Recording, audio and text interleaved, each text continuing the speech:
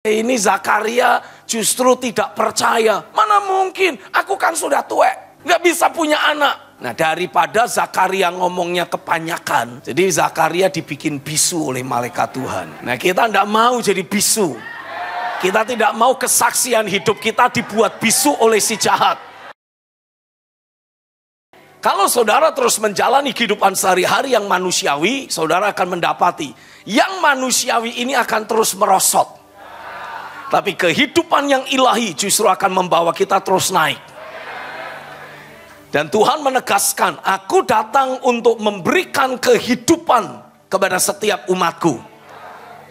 Aku datang supaya mereka, katakan aku, mempunyai hidup.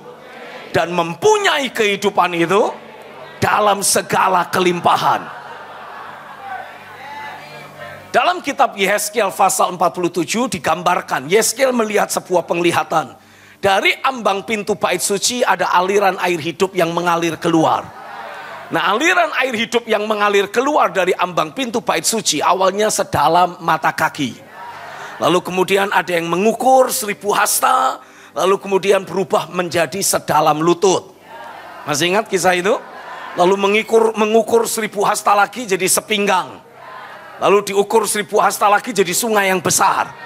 Nah, Tuhan mengendaki saudara itu bukan hanya menikmati kehidupan ilahi asal ada doang.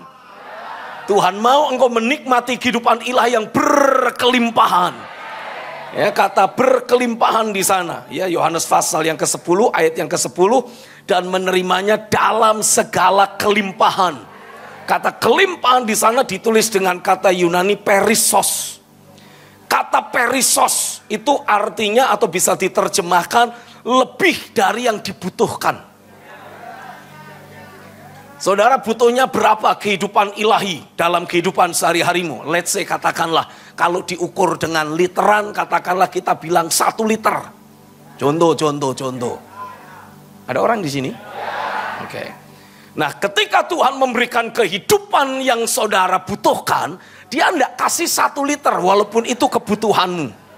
Tapi Tuhan kasih sampai 10 liter. Dalam segala kelimpahan. Jadi sampai melebihi yang saudara butuhkan. Istilah lain dalam bahasa Inggrisnya super added. Ditambahkan dengan lebih banyak lagi.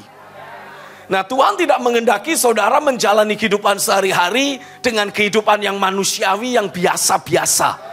Tapi kehidupan ilahi yang berkelimpahan. Tapi masalahnya, saudara harus memperhatikan ayat yang sebelumnya, kalimat sebelumnya. Pencuri datang untuk mencuri, untuk membunuh, untuk membinasakan. Jadi ketika iblis digambarkan seperti pencuri, tujuannya untuk mencuri, untuk membunuh dan membinasakan. Apa sih yang dicuri? Yang dicuri adalah kehidupan ilahi yang ada padamu. Oh come on, katakan amin. Apa yang akan dibinasakan? Yang akan dibinasakan adalah kehidupan ilahi yang ada padamu. Apa tujuannya? Supaya saudara terus menjalani hidup sehari-hari yang manusiawi, yang duniawi, yang lahiriah. Cuman 2 orang. Nih saya kasih tahu. Kebiasaan kita dengar khotbah sambil manggut-manggut geleng-geleng doang, itu adalah salah satu contoh kehidupan yang manusiawi. Yang membuat saudara kehilangan kehidupan ilahi yang dari Tuhan. Jadi jangan cuma geleng-geleng, manggut-manggut sambil senyum. Saudara harus pakai mulutmu, bilang aku harus pakai mulutku. Untuk memperkatakan apa yang aku yakini.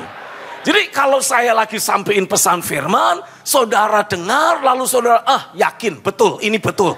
Saudara tidak boleh cuma manggut-manggut. Setuju ya, amin ya. Jadi mulutmu harus engkau pakai untuk memperkatakan apa yang kau yakini. Amin. Yes, terjadilah. Coba batasi dulu Yohanes 10. Saya mengajak untuk kita lihat terlebih dahulu kitab Amsal. Ini basic firman yang saya selalu pergunakan untuk mengajak saudara bukan hanya sekedar berdiam diri. Ya. Tapi kita betul-betul mulai berkata-kata, memperkatakan apa yang kita yakini. Kitab Amsal. Pasal yang ke-18. Ayat yang ke-20 dan ayat yang ke-21. Alkitab menulis seperti ini, perut orang dikenyangkan oleh pekerjaan tangannya. Hah? Oleh hasil mulutnya. Ia dikenyangkan oleh pekerjaan tangannya. Oleh hasil bibirnya. Jadi bibir dan mulut atau lidah kita ini sangat besar pengaruhnya. Apakah saudara akan terus lapar rohani atau mulai dikenyangkan? Oh come on. Jadi walaupun saudara bilang, Pak, lalu lama, lalu baru ngomong lagi, saya itu lama diam lagi, orangnya pendiam. Ketahuan sih, ngomong kalimat gitu aja lama gitu. Tapi saya tidak mau saudara terus pendiam.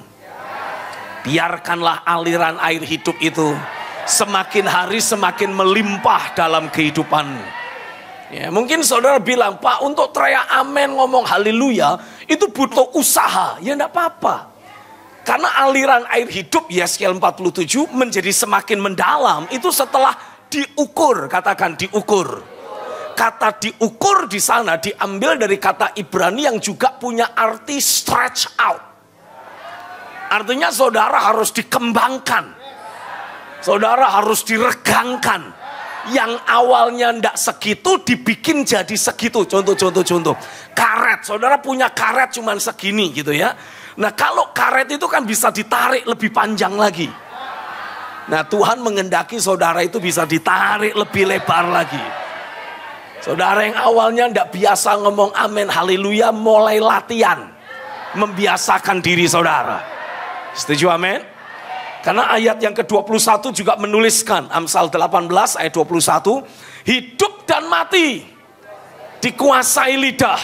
Siapa suka menggemakannya akan memakan buahnya. Jadi kalau saudara terus pakai mulut saudara memperkatakan apa yang kau yakini, engkau juga akan menikmati dampaknya. Daripada mulut ini kita pakai ngomel, kan itu kan aliran kematian, bukan aliran hidup. Betul ya?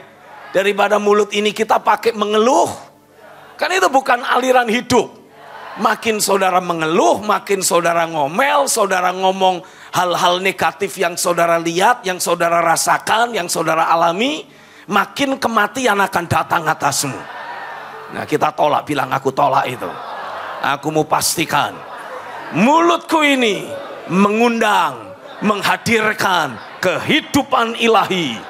Hidup dan mati dikuasai lidah.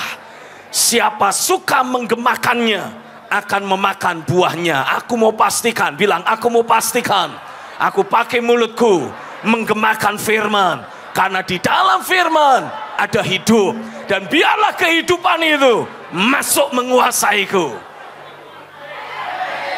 Amin. Nah balik lagi ke Yohanes pasal yang ke-10. Jadi ini alasan kenapa saya suruh saudara kalau ikut ibadah, belajar firman, jangan cuma manggut-manggut geleng-geleng. Ya. Alkitab juga menceritakan dalam Injil Lukas pasal yang pertama, malaikat Gabriel datang kepada Imam Zakaria. Walaupun ini imam yang sedang bertugas, imam besar yang sedang bertugas. Ya kayak ketua sinode begitulah kira-kiranya, bukan cuma gembala jemaat. Ya, imam besar. Tapi ketika malaikat Tuhan menyampaikan pesan firman, kamu akan punya anak pada masa tuamu, beri dia nama Yohanes, doamu sudah dijawab Tuhan.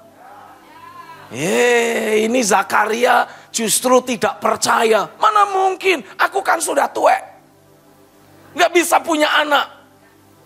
Nah daripada Zakaria ngomongnya kebanyakan, jadi Zakaria dibikin bisu oleh malaikat Tuhan. Nah kita tidak mau jadi bisu. Kita tidak mau kesaksian hidup kita dibuat bisu oleh si jahat. Dengan kuasa firman-Mu, membawa api kegerakan Roh-Mu,